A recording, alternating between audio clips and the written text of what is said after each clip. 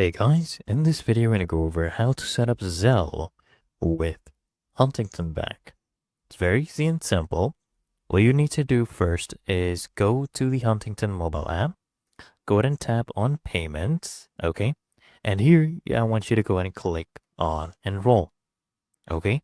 I want you to also pick the contact method you will use with Zelle. So it's either email, okay, or a US-based mobile number. And once enrollment is complete, you can actually start using Zelle. And then what you do, okay, is you enter an email address or a US phone number of the recipient. And now you can send money to almost anyone you know and trust with a bank account in the US. Okay, but just remember you need to ask people to enroll in Zelle before you send them money. And once you're done with that, guys, enter the amount you want to send, review, and then go ahead and hit on send. Okay, and it's really that easy and simple, and the money is usually available in minutes. So I hope this guide provided value to you, and if it did, consider smashing that like button, as well as subscribing to Find Your Solution, and I'll see you in the next one.